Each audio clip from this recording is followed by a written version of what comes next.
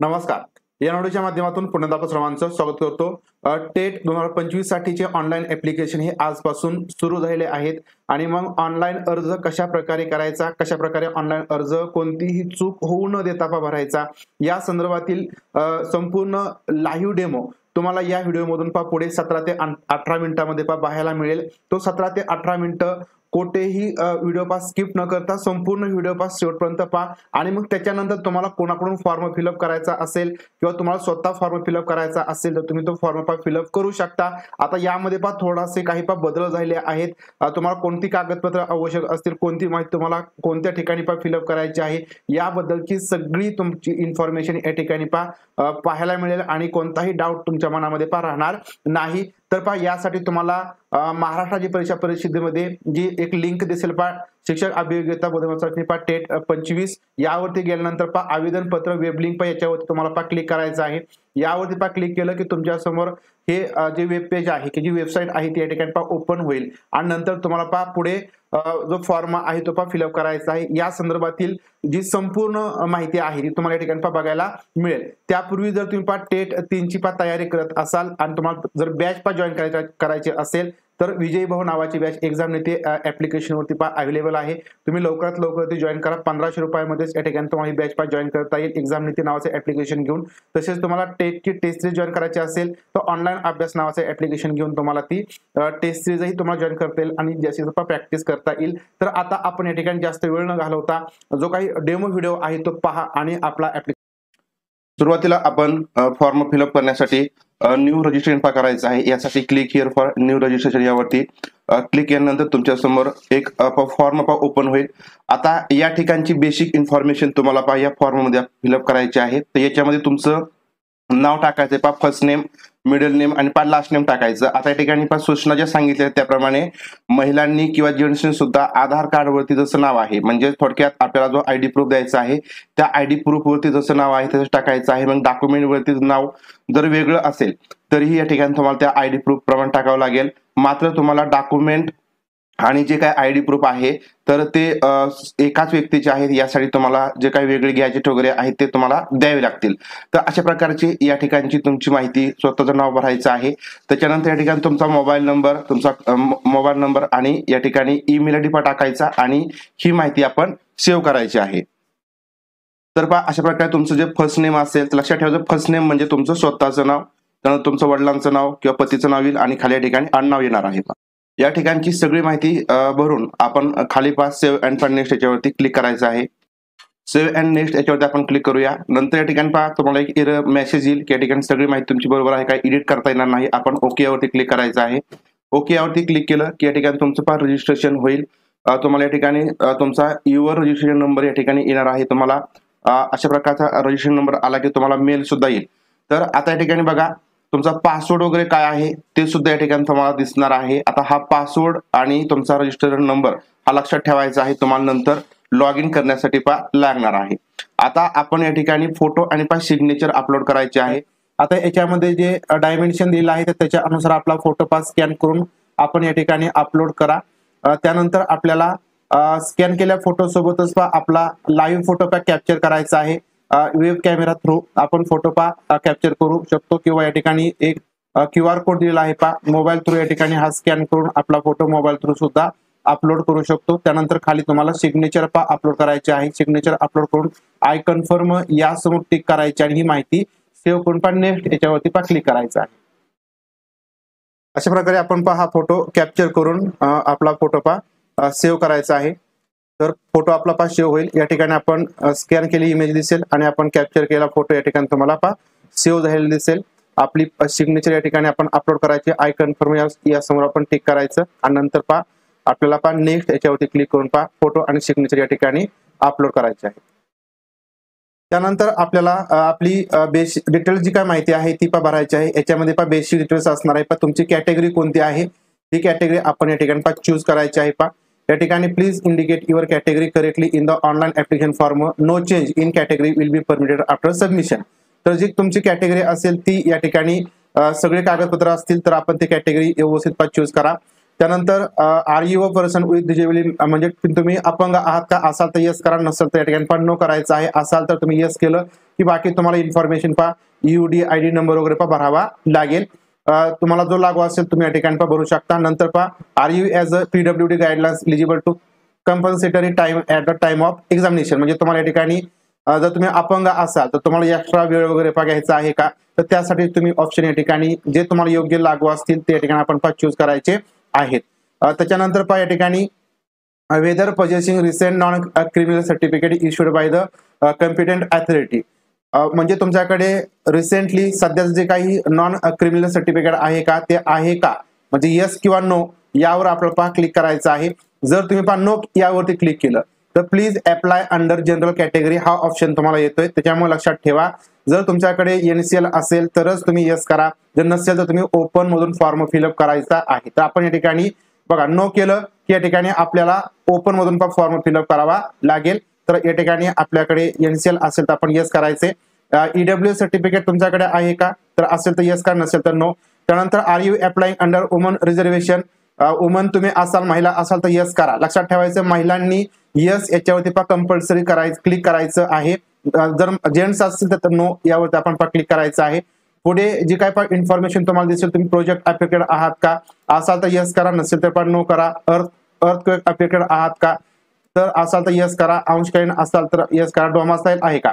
आता या ठिकाणी बघा डोमासाईल हे जे ऑप्शन आहे हा सर्वांना, म्हणजे महाराष्ट्रामधील जे कॅटेगरी मधील उमेदवार असतील तर यांना कंपल्सरी येस करायचं आहे. जर तुम्ही नो केलं तर या ठिकाणी तुमचा फॉर्म ओपन मधून कन्सिडर केला जाईल. ठीक आहे, तर आपण येस यावरती क्लिक करायचे. नंतर तुम्ही कर्नाटकामधील 865 गावामधील येत असाल तर येस करा, नसेल तर नो. सुसाईड म्हणजे आत्महत्याग्रस्त पालकांचा पाल्य असाल तर येस करा. नंतर पेसामध्ये येता का, तर येस करा, नसेल त्या ठिकाणी ऑप्शन ओपन होत नाही. त्यानंतर आर यू एक्स सर्व्हिसमॅन, तुम्ही एक्स सर्व्हिसमॅन असाल तर येस करा. त्यानंतर मग बाकी तुम्हाला इन्फॉर्मेशन फिलअप करावी लागेल. जर तुम्ही एक्स सर्व्हिसमॅन असाल तर एक्स सर्व्हिसमॅन स्वतः असाल, wife of major soldier, son of major soldier, unmarried daughter of major soldier.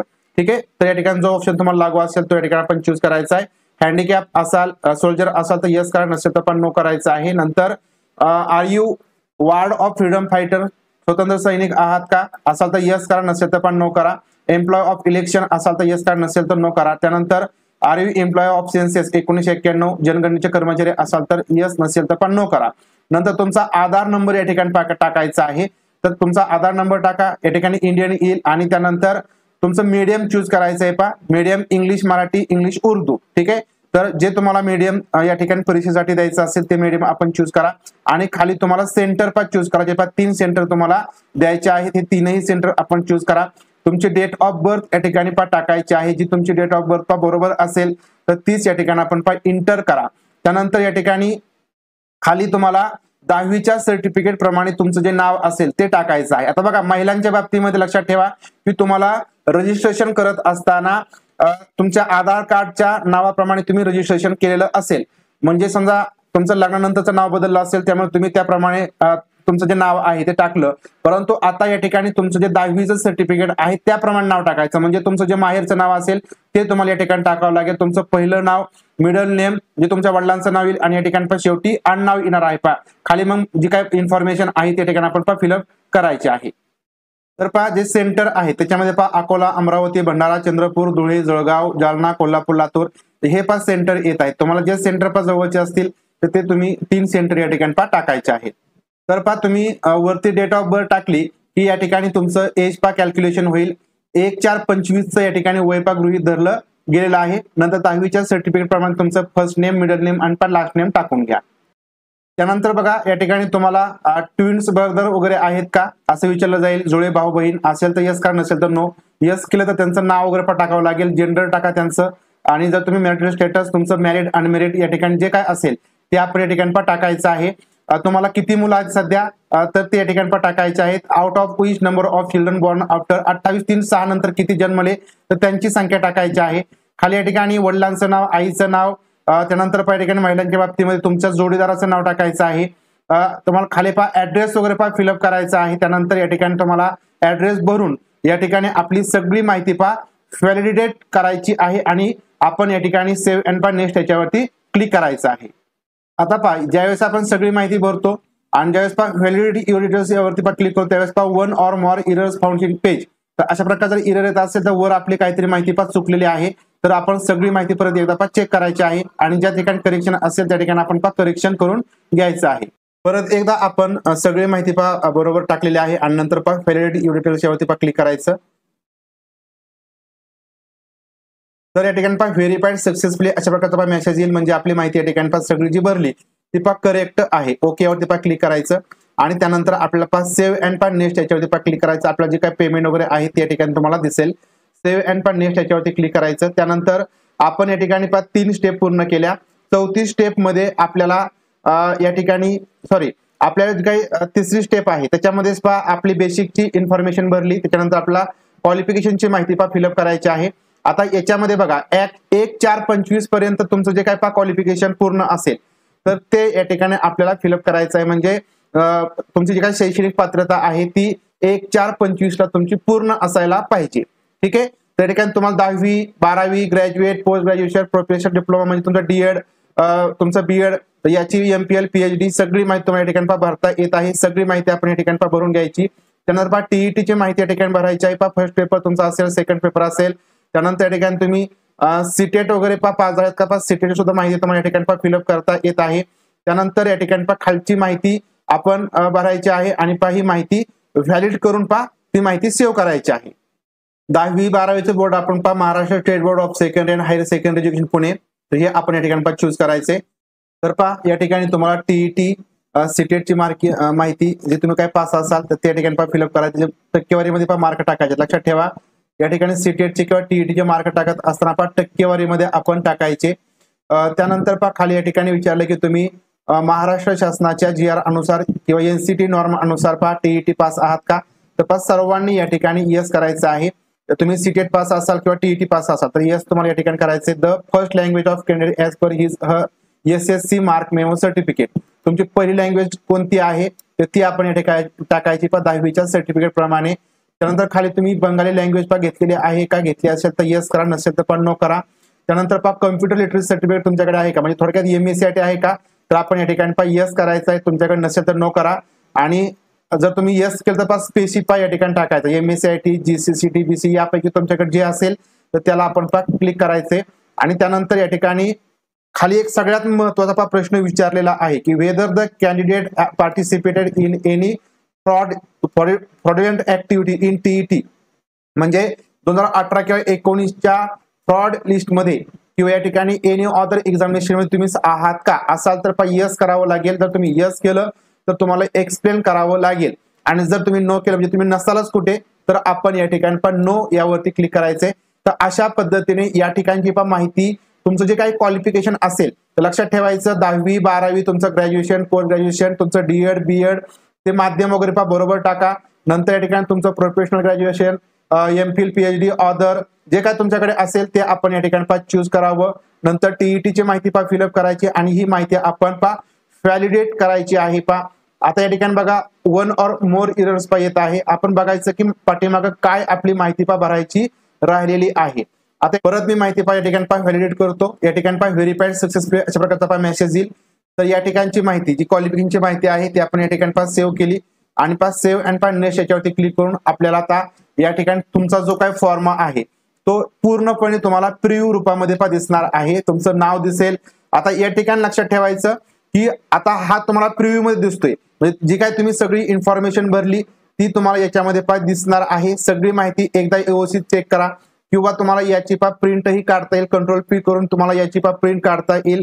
Ctrl+P करून तुम्हाला प्रिंट काढली की ही सगळी माहिती या ठिकाणी तुम्ही एकदा खात्री करा बरोबर आहे का, आणि त्याच्यानंतरच मग तुम्हाला पहा पुढची प्रोसेस पेमेंट वगैरे पहा करायचं आहे. जर तुमच्या माहितीमध्ये काही बदल असेल तर तुम्ही त्याच्यामध्ये पहा बदल करू शकता. तर पहा सगळी माहिती या ठिकाणी आपण पहा चेक करायची आहे. या ठिकाणी लक्षात ठेवा की घाई गडबड न करता सगळी माहिती पहा बरोबर आहे का याची एकदा खात्री करा. डिक्लेरेशन सगळी माहिती तुमची बरोबर असेल तर डिक्लेरेशन वरती पहा क्लिक करायचंय.